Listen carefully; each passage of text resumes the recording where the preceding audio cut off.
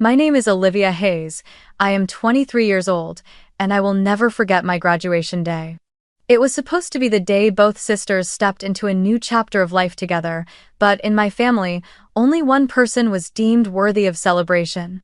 My twin sister, Sophia.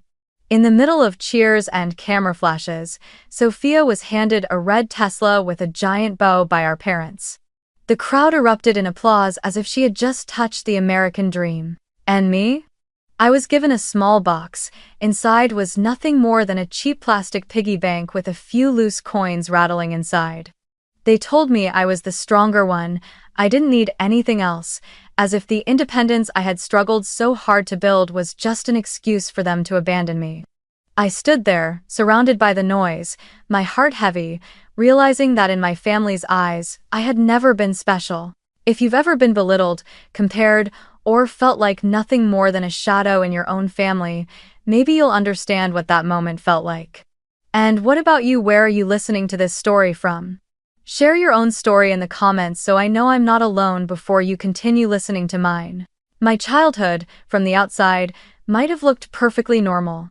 A spacious house in the suburbs of Phoenix, roses blooming in the front yard, a swing on the back porch, and a living room filled with sunlight and walls covered in framed family photos. But behind those photos, life for Sophia and me was never the same, even though we were twins. From a young age, I could already feel the difference, so clear it could never be denied. Sophia was the precious gem, and I was only the shadow. I still remember our 7th birthday. Sophia received a purple bicycle with a wicker basket on the front, the tires still smelling of fresh paint. The whole neighborhood came over, friends clapped, my mother's face glowed with pride, and my father filmed the scene as if capturing pure gold. I had a gift too, a children's book, the cover worn, the pages carrying the smell of damp paper. They told me that reading makes you smart. My mom said that, but compared to Sophia's shiny new bike, my gift only made my face burn with shame, wishing I could disappear into the ground. When Sophia turned 10, she was given an American Girl doll, so luxurious it came with outfits and accessories that changed with the seasons. She would sit for hours brushing its hair, showing off the dresses to her friends. My birthday gift was a second-hand dress, still wrinkled even after my mother ironed it. I forced a smile, whispered my thanks, but inside I felt nothing but emptiness. After that, I stopped looking forward to birthdays because I already knew how it would end. Sophia would always get something special, and I would get something handed to me just so it wouldn't look like I had nothing. At 12, Sophia received her first iPhone. Back then, an iPhone was still a symbol of wealth and status. The whole school knew she had a new phone, and kids swarmed around her like she was a celebrity. I sat quietly with an old flip phone that had been passed down from some relative. When I asked my mother, "Why don't I get what Sophia does?" she answered so casually, "Because you're stronger. You need to let your sister have more." Those words carved themselves into my memory like an invisible sentence. In my mother's eyes, being stronger meant I wasn't worthy of care. There was one Christmas I'll never forget. The tree sparkled in the living room, lights twinkling, the smell of cookies and cinnamon filling the air. Sophia tore open the largest box, and inside was a brand new electric piano, glossy black, its keys glowing under the lights. My parents cheered, relatives gasped in admiration, and Sophia immediately sat down to play a few notes while the room erupted in applause. My gift was a small, light box. When I opened it, I found a paperback book with a bright red clearance sticker still stuck to the corner. For a moment, the room went quiet, until my mother quickly said, "Books will make you smarter." I smiled faintly, but inside I felt only cold. It was as if the whole room had silently reminded me that I didn't matter as much as my sister. I asked my mother many times when I was still a child who didn't understand the ways of the world. Why do I always get less? Why does Sophia always have more? And without the slightest hesitation, she would repeat the same line like a chorus. Because you're stronger, you need to give in to your sister. I naively believed it was true, that my role was to sacrifice so my sister could shine. But the older I grew, the more I realized that answer was nothing but an excuse. An excuse for their favoritism, a reason to keep painting Sophia as the precious jewel while pushing me deeper into the shadows. I learned to be silent, no longer asking questions the way I once did. But silence didn't mean acceptance. It was just the armor I wrapped myself in to hide the cracks forming inside. Every time Sophia showed off something new, I smiled, but in my heart another fracture appeared. Every time my mother praised her as exceptional, I nodded, but in my mind I could hear the whisper, "You are not enough." Those cracks slowly built into a wall, separating me from my family even when I was still young. I stopped believing in promises, stopped expecting fairness. Quietly, I told myself, one day, I will get out. But back then, I had no idea that the way out would be paved with pain and tears. I didn't know that the injustice of childhood was only the beginning of a life where I would have to fight for every step, while Sophia always walked on a red carpet rolled out before her.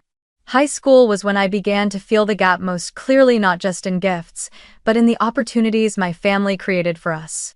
On Sophia's 16th birthday, my parents threw her a huge backyard party with a 3-tier cake, a hired DJ, and the centerpiece gift that set the whole neighborhood buzzing.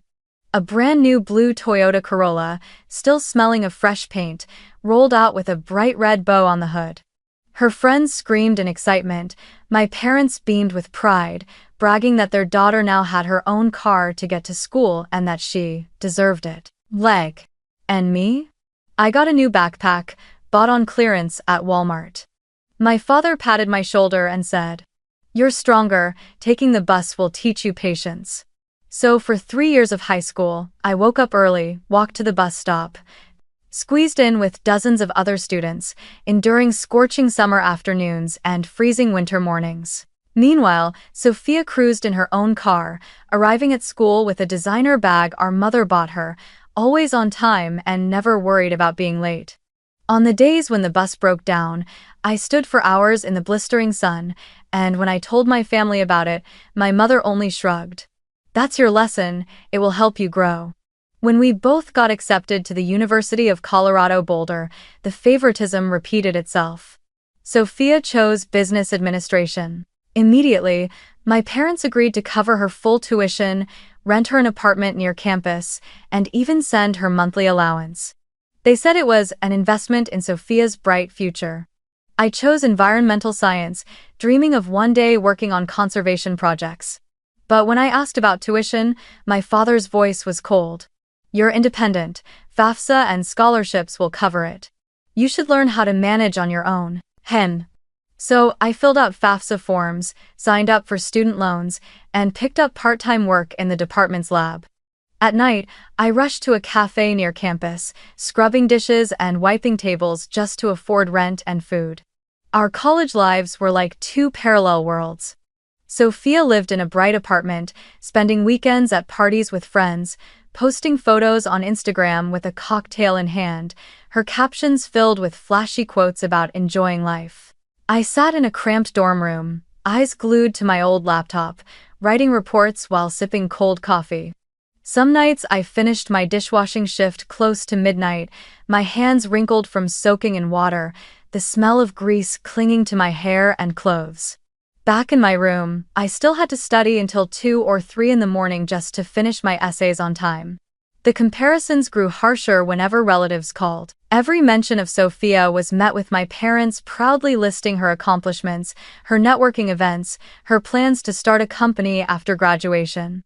As for me, if anyone asked, they brushed it off with, "She's fine, she takes care of herself."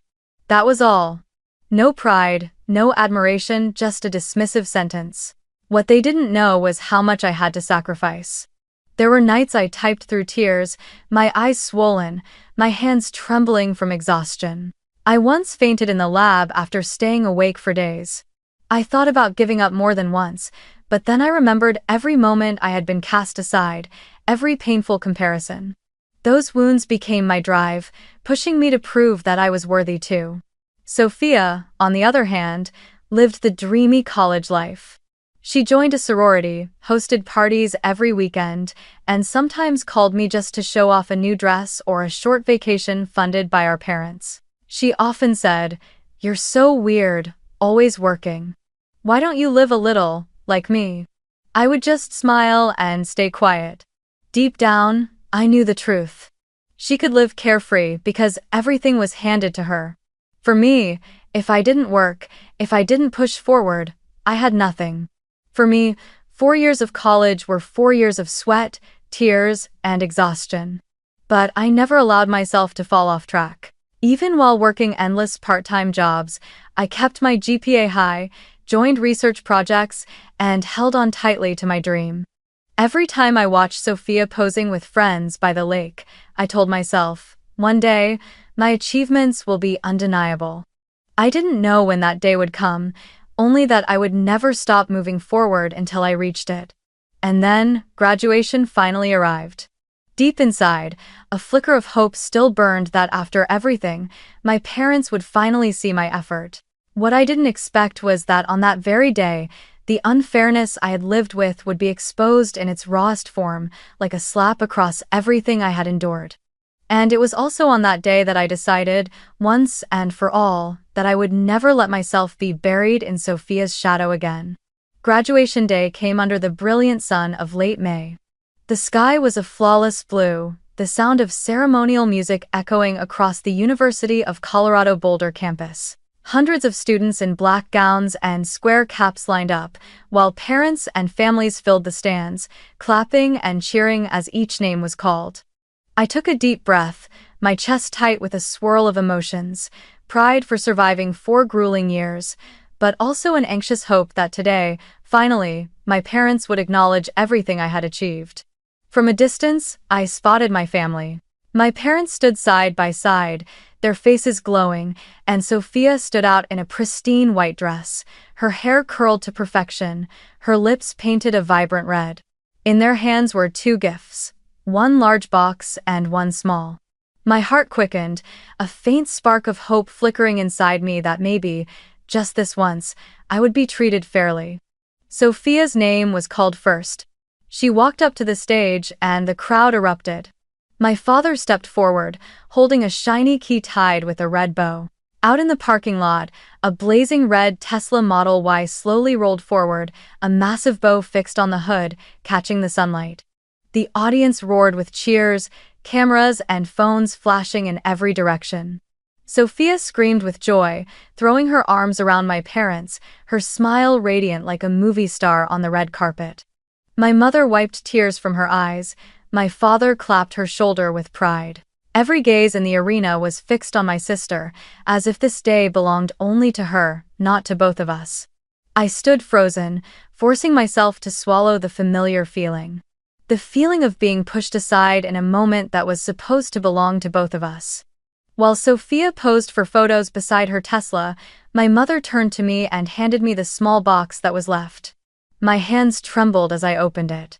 Inside was a cheap pink plastic piggy bank, a few loose coins rattling around inside. My body stiffened, as if paralyzed. "That's it?" I blurted out, my voice hoarse. My mother gave a faint smile, her tone laced with awkwardness yet still calm. "Just a little joke. You don't really need anything else. You're independent, remember? This is just a keepsake." I looked at my father, waiting for some kind of explanation. He stayed silent, his eyes avoiding mine. Sophia glanced at me and smirked. "It suits you. Save up those coins. Maybe you'll have enough for a bus ticket." Laughter erupted from her group of friends, each sound cutting into me like salt on an open wound. I stood still. I didn't cry. My tears had long since dried after years of comparisons and abandonment. Instead, a chill ran down my spine. In that moment, I understood. To my parents, all my effort over the last 4 years would never be enough. A $1 plastic piggy bank was their reward for my persistence, for the nights I worked myself to exhaustion, for the mornings I dragged myself to class with swollen eyes from lack of sleep.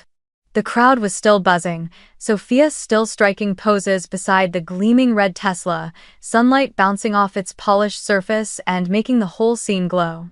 I stood there with the cheap plastic piggy bank clutched in my hand, my chest heavy as stone. I closed the box without another word.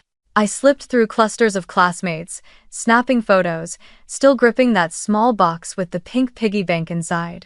In my pocket was the key to my old Honda Civic, the car I had bought with every penny scraped together from dishwashing shifts and hours in the lab. I opened the door and sank into the driver's seat. The engine coughed to life, rattling and rough, but to me it was the sound of truth. "This is yours, made by your own hands."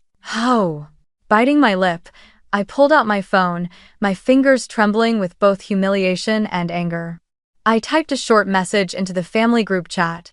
"I am deeply disappointed in you. After today, I will not come home again. You've always told me to be independent, so I will live exactly the way you wanted." I hit send, the screen lit up and went dark again. Lifting my eyes to the rearview mirror, I saw my family still laughing, radiant beside Sophia and her brilliant red Tesla. No one even noticed I was gone. I turned the car around and merged into the stream of traffic leaving the lot. My heart was heavy, but one truth was clear. That day was not only the day I received my diploma, it was the day I realized I would never again expect fairness from them. I didn't look back, didn't wave goodbye, only drove away, leaving behind the cheers, the clicking cameras, and a family who stood there as if my absence didn't exist. In that moment, I knew deep inside that I had graduated not just from college, but from the role of being the family's shadow. My real journey was only beginning. My hands tightened on the steering wheel. My heart was still heavy, but my mind felt hollow. The early summer wind slipped through the crack of the car window, carrying the dust of the road and the faint scent of pine from the Boulder Mountains in the distance. I just kept driving, not knowing where I was headed, only knowing I couldn't go back to the place where my family was laughing, taking pictures, and celebrating Sophia as if I didn't exist. My phone buzzed in my bag, over and over. At first, I ignored it, assuming it was a few congratulatory messages from classmates. But when I finally pulled over to the side of the road to take a deep breath, I pulled out my phone and saw more than 10 missed calls, all from my dad. Before I could even inhale properly, the phone rang again. I stared at the screen, the word "Dad" glowing bright, and then let it ring out. Again and again, he called, as if something urgent had happened. I bit my lip, a wave of dread mixed with exhaustion rising in me. After everything, I couldn't bear to hear his voice in that moment. I let the phone buzz until it finally went quiet. A new notification popped up. One voicemail. "Oh." I pressed play, and my father's voice filled the car, hoarse but seething with anger. "Wherever you go, you'd better bring that car back home, or I'll call the police for theft. It belongs to the family, not to you." I sat in silence for a few seconds, then let out a bitter laugh that echoed through the car. Pulling into a small roadside lot, I opened the glove compartment. Inside, neatly clipped together in a plastic folder, were the documents I needed. I pulled them out, my eyes scanning the bold print. Registered owner, Olivia Hayes. My heart pounded, a storm of anger and pride rushing through me. I thought about every late shift scrubbing dishes in the cafe, mopping lab floors, serving demanding customers, enduring cracked hands from chemicals and soap. Every dollar I earned had piled into savings, and it was with that money that I drove this Civic home, fully mine. Yet, in my father's eyes, it was still the family's, as if nothing I owned could ever belong to me unless it was given by them. I unlocked my phone, my fingers trembling but my eyes steady. I typed out a short reply, just 4 words. It was in my name. No exclamation mark, no explanation, no defense. Just the truth. I hit send, the screen lit up, then went dark again. Leaning back in the seat, I closed my eyes and released a long breath. In that moment, a current surged through me. For the first time, I had pushed back, claimed something as mine, refusing to let them erase it. A moment later, my phone buzzed again, but I didn't bother to look. I already knew what would be waiting: scolding, threats, or even outright denial of the truth. I didn't need to hear any of it. The papers in my hand were the only voice that mattered. I slid the folder back into the glove compartment and shut it firmly. In the rearview mirror, my reflection stared back tired, but stronger than ever. I knew that from that moment on, a line had been drawn. They could go on treating Sophia as the pride and joy. Go on spinning the story that I was nothing but dependent. But I knew the truth. Everything I had was built with my own hands, and no one had the right to take that away. I started the engine and kept driving. I didn't go back to Phoenix, didn't return to the house where every childhood memory was tied to favoritism and quiet humiliation. Instead, I chose to head north, toward Seattle, chasing the environmental research projects I had always dreamed of joining. For the first time, I stepped out of my family's shadow, not asking permission, not leaving a note, simply leaving. Seattle welcomed me with its signature gray skies and the scent of rain clinging to the streets. I rented a small apartment in Capitol Hill, just big enough for a single bed, a desk, and a narrow bookshelf. It sat on the third floor, its window opening onto a damp alleyway that glowed at night with neon lights from the cafe across the street. The place was old, the paint on the walls peeling, but it was the first space I could truly call mine, where no one could walk in and deny that I existed. As soon as I settled into my new place, I started a job at an environmental research center. It wasn't glamorous, and the pay wasn't much, but I loved it. My days were spent analyzing soil and water samples, writing reports, and attending meetings with colleagues who were just as passionate about protecting nature as I was. Every time I stepped into the lab, a calmness washed over me, as if I had finally found the place where I belonged. Yet, every evening after work, I would open my phone and scroll through Facebook. There, my parents continued to post pictures of Sophia. One day, it was her standing proudly beside the gleaming red Tesla, captioned, "The pride of the Hayes family." Another day, it was a video of her at a networking event, with my mother commenting, "My daughter is truly exceptional, shining like a star." And me? I was never mentioned, as if I no longer existed in the family. The feeling was both painful and freeing. Painful, because I knew I had been erased, but freeing, because I no longer had to fight for a place in a picture they had already painted without me. Many nights, I sat alone in my tiny apartment, the sound of rain tapping softly against the window. On my desk, beside the piles of research papers, sat one thing I never put away, the pink plastic piggy bank with a few coins rattling inside. I had carried it with me from graduation day, placing it in the corner of my desk as a reminder. Every time I looked at it, my chest tightened, but it also reminded me that I could never go back to where I started. It was a scar made tangible, proof of the disregard I endured, but also the driving force pushing me forward, so that one day, when I looked back, I could smile without feeling the pain. Breaking away from my family was not easy. I had grown up believing that family was the place you could always return to, the place of protection and unconditional love. But when favoritism and neglect became the new normal, I realized staying would only bring me more pain. So even though I sometimes felt lonely, my heart was lighter.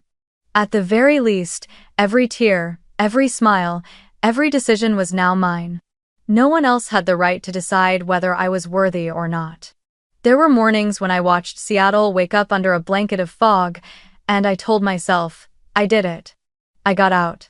That feeling wasn't exactly happiness, but it was peace, a kind of peace I had never known in my 23 years.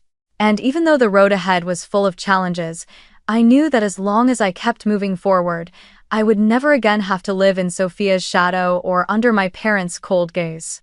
I reached out and touched the pink piggy bank on my desk, the coins inside rattling with a hollow sound. It was no longer the cheap joke they handed me on graduation day. Now it was a reminder. Don't forget, Olivia. This path is yours, and only you can walk it to the end. That autumn, as Seattle sank into its endless rain, I received an email that would change the course of my career. The subject line read, "Congratulations, you have been awarded the Global Green Research Fellowship." My heart pounded as I opened it.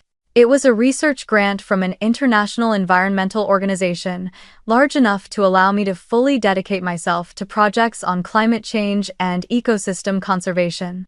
I read every line again and again, then broke down in tears right there at my desk.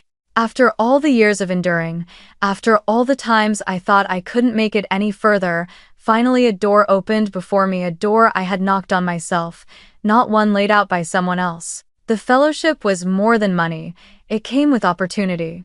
I was invited to join a series of field projects across the United States and even abroad. The first month, I traveled to Alaska with a research team to measure glacial melt.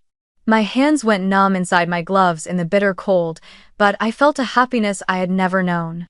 I could feel myself touching a global issue, contributing to something far greater than me. The next month, I flew to Costa Rica, where the dense rainforest echoed with birdsong from the canopy. I collected soil samples, analyzed biodiversity, and each evening sat with colleagues around a fire, sharing stories.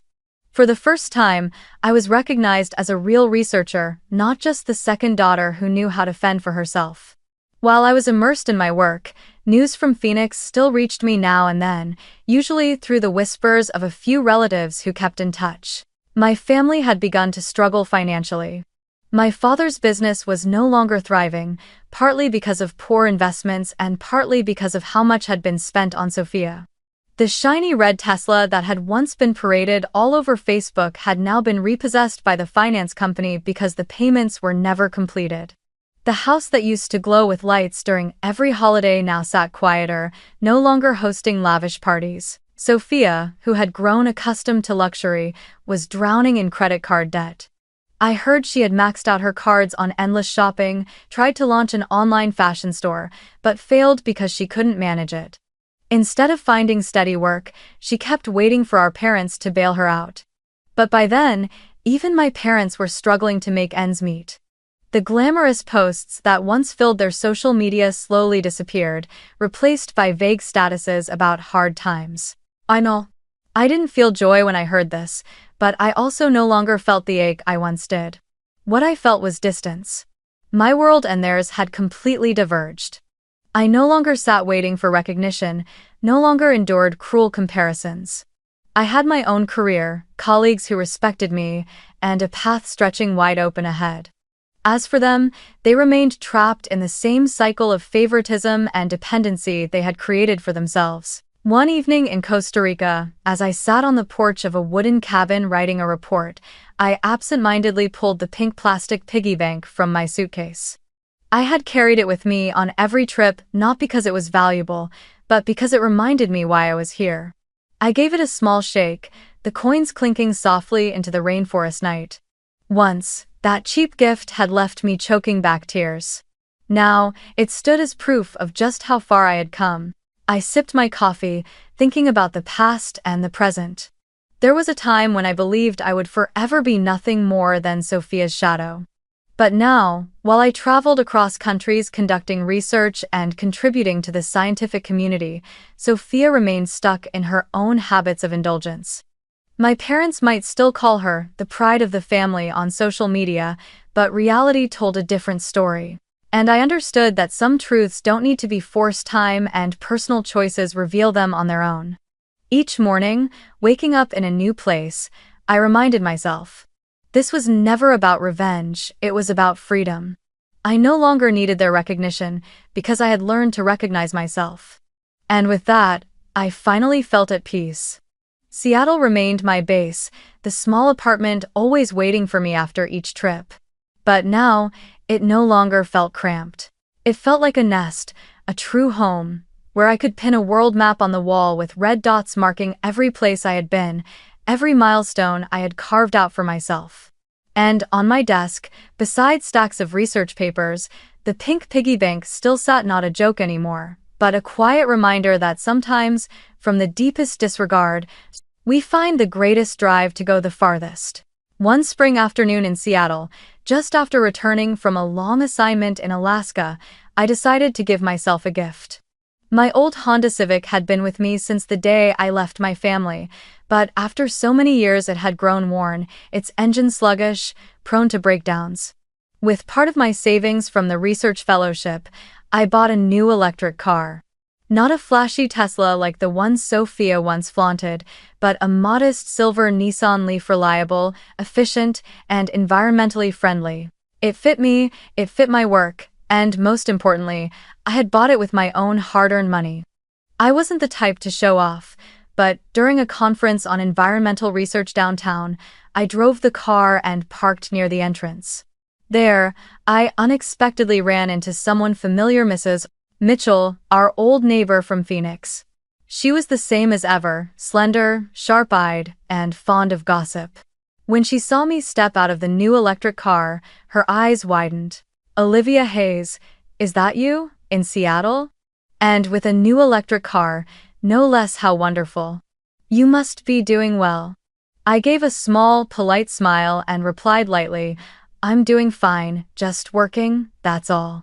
But I knew well enough, given her quick tongue, that this news would fly back to Phoenix faster than any plane.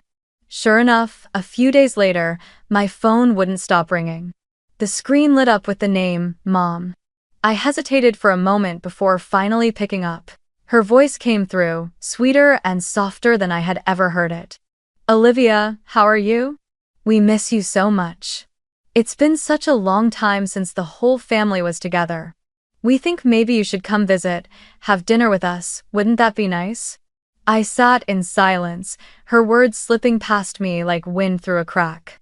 I hadn't forgotten the years I was cast aside, the times they only referred to me as the independent one, while every ounce of praise was showered on Sophia.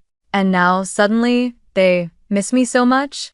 That same evening, before I could even decide how to respond, a text popped up from Sophia. Short, but dripping with implication.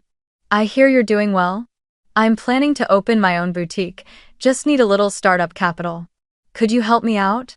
After all, we're sisters, supporting each other would be so nice." I stared at the message and let out a cold laugh. Sophia had never checked in on me, never once treated me like a real sister. The last time she had texted me, it was to brag about the red Tesla on graduation day. And now, with her finances collapsing, with that same car repossessed, she turned to me for money? I sat still in my small Capitol Hill apartment, eyes fixed on the glowing screen. My fingers moved, typing out one short line, sharp as a blade. "Oh, so now I'm special, am I?" I hit send, then set the phone down on the table. Silence filled the room, broken only by the steady rhythm of Seattle rain tapping against the window. I picked up the pink piggy bank, gave it a small shake, and listened to the coins rattle inside. So it turned out that only when I smelled of money did they suddenly remember I existed. The next day, my father called. His voice was different now, no trace of the harshness from the voicemail on graduation day. Instead, it carried a strained softness, tinged with awkwardness. "Olivia, I know that maybe in the past, sometimes we weren't fair. But you're still our daughter. Family is family. How about coming to Sophia's for dinner this weekend? Let's talk things over, make peace again. What do you say?" Listening to him, the corner of my lips curled into a smile, half bitter, half mocking. Make peace? After years of abandonment, after countless times when my strength was used as an excuse for favoritism. And now, just because they heard I was driving an electric car, they suddenly remembered I was still their daughter? I didn't answer right away. But in my heart, I had already decided I would go. Not because I longed for reconciliation, but because I wanted to look them in the eye, to hear for myself what they truly wanted. I had been preparing too long to face this moment. That night, I wrote a single line in my journal. They didn't call me back out of love, but out of need. And this time, I will not stay silent. That weekend, I flew back to Phoenix for the first time in years. The city was still scorching, the sun pouring fire over the rows of red-tiled roofs. When the taxi stopped in front of Sophia's new house, I froze for a moment. The place sat in an upscale neighborhood, the lawn neatly trimmed, porch lights blazing even though dusk had barely settled. This was the place my sister now called home, and it was also the stage for the so-called reconciliation dinner my parents had so carefully arranged. The door swung open, and my mother appeared first, draped in an emerald evening dress, her face carefully painted with makeup. She gave me a perfunctory hug, the heavy perfume masking, but not erasing, the distance between us. "Olivia, it's been so long. You've lost weight," she said, her voice a blend of mild reproach and polite formality. My father stood behind her, shaking my hand stiffly, his eyes carrying that same familiar coldness, though now laced with calculation. Sophia came out last, dressed in a striking red gown, lips painted bright, looking every bit like the hostess of the evening. "So, you finally came back," she said with a smile, though her eyes flashed with mockery. Sophia's dining room was expansive, the long wooden table draped in a spotless white cloth, scented candles and roses placed in perfect arrangements. The dishes were already set: steak, salmon, salads, glasses of red wine catching the glow of the candles. I took my seat, forcing myself to stay composed. After a few shallow pleasantries, my parents asking if my work was going well, Sophia feigning interest in my research trips, the atmosphere quickly shifted. My father set his glass of wine down, his voice low but firm. "Olivia, let's not beat around the bush. Sophia is getting married, and she deserves a proper wedding. Your mother and I, well, you know business hasn't been easy lately. We think that with your stable job, you could give her a hand. Just help cover her credit card debt and part of the wedding expenses." I straightened my back and looked directly at him. Each word cut into me like a blade. After everything, all they wanted from me was money. I thought of every night spent washing dishes, every morning waking up early to work, every exhausted hour scraping by to pay my own tuition. And now, they had the audacity to ask me to clean up Sophia's mess of overspending? I set my knife and fork down, my voice sharp and cold. When I needed help, who stood by me? When I was working 3 jobs to pay for school, who lifted a finger for me? The room fell into silence. My mother's brows furrowed as she rushed to fill the void. "Olivia, don't misunderstand, we did that to teach you. You're stronger, and because of that, you have what you have today." I laughed, a sharp, joyless laugh that cut like a blade. That wasn't training, that was abandonment. You left me to struggle while pouring everything into Sophia just because she was special. Sophia tapped her wine glass, eyes blazing. "You've always been jealous of me. You have a job, you have money, and yet you're still so petty you won't even help your own family. Rich, but still selfish." I turned to her, unblinking. At least I don't live off our parents like a child who refuses to grow up. I bought every shirt, every meal, every credit toward my degree with my own hands. And you? Besides the red Tesla that the bank already repossessed, what do you have? The room fell silent. The ticking of the wall clock echoed loud and clear. My mother's mouth hung open, but no words came out, her face stiff with tension. My father gripped his glass tighter, his eyes darkening, but even he couldn't muster a rebuttal. Sophia's cheeks flushed, her lips trembled, but no answer came, only a glare filled with hatred. I looked at each of them, feeling the heavy silence settle over the table. For the first time in my life, I was no longer the one sitting quietly, swallowing everything. I was no longer the faint shadow in the glamorous family portrait they had painted. I had spoken the truth, and that truth left the entire dinner table frozen. Leaning back in my chair, I exhaled. The lavish dinner, the flickering candles, the wine swirling in crystal glasses, all of it was nothing but a thin curtain. Behind it, the raw truth stood bare. They never wanted reconciliation. They only wanted to use me. And this time, I was ready to face it. In that silence, one thing became clear. From this moment on, the ties that bound us were ready to be cut for good. After that dinner, I walked out of Sophia's house without looking back. The sound of a chair toppling, my mother's sobs, my father's furious glare, and Sophia's flushed face all faded behind the closing door. Some might have thought I was leaving in bitterness, but in truth, for the first time in my life, I felt free. I had spoken every word I needed to say. I no longer carried the weight in silence, and most importantly, I had chosen to sever the toxic cord that had bound me for so many years. The months that followed opened a brand new chapter. I continued my research, but it was no longer confined to labs or domestic projects. As my reputation grew, I was invited to join global environmental initiatives, surveying marine ecosystems in Hawaii, participating in rainforest restoration programs in South America. Each trip was another step forward, another moment of growth. I was no longer the girl pushed to the margins, but someone making tangible contributions to the world. I also began to think about giving back. On quiet nights in Seattle, when I glanced at the pink piggy bank still resting on my desk, I thought of students like myself years ago scraping by with part-time jobs to pay tuition, studying through tears and exhaustion, yet refusing to quit. So I created a small scholarship fund for environmental science students from disadvantaged backgrounds. I didn't attach my name, only left a simple note in each award email. Don't let anyone define your worth. Write your own story. Also, when I received the first thank you letter from a young woman who had been awarded the scholarship, I cried. But those tears no longer burned with bitterness, they were the tears of healing. My life became filled with new experiences.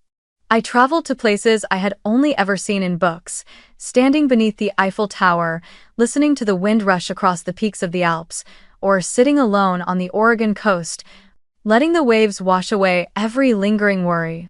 Each journey made me love myself more, love the freedom I had claimed. I gradually realized that the sweetest revenge was not proving to my family that I had succeeded, but being truly happy without needing their recognition at all. Once, on a work trip back to Phoenix, I happened to run into Sophia on the street. She was stepping out of a store, clutching designer shopping bags, but her face looked tired, her eyes clouded with worry. When she saw me, she froze. I was dressed simply jeans, a jacket, my hair tied back, but the calm in my expression made her falter. You look so different," Sophia said, her voice uncertain. I only smiled, looking straight into her eyes. "Money doesn't define me, freedom does." She went silent, her lips parting without words. In that moment, I saw the difference clearly. She might still cling to the glittering surface of life, but she would never know the peace that I carried within me. A year later, I decided to leave Seattle and buy a small house by a lake in Oregon. It was a modest wooden home with a wide porch facing the shimmering water under the sun. In the mornings, I sipped hot coffee while listening to birds singing from the distant pines. In the afternoons, I worked on research reports or joined video calls with colleagues from around the world. In the evenings, I strolled around the lake, breathing in the scent of forest and water carried by the breeze. That simple, peaceful life was the dream I never dared to imagine as a child. One morning, I sat on the porch, coffee in hand, watching the ripples dance across the lake, and my mind wandered back to it all. The pink piggy bank with its few coins, the voicemail threatening to call the police, the dinner where I finally said no. It all felt like a film that had already ended, and here I was, sitting in an entirely different conclusion. I whispered to myself, "Cutting away the toxic isn't selfish, it's saving yourself."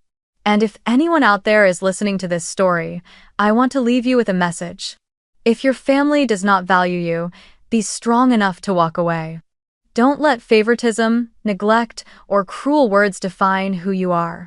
Rewrite your story with your own hands, your own steps, and your resilient heart.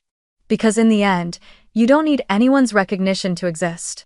You only need yourself to truly live. Thank you for listening, and I'll see you again in the next story.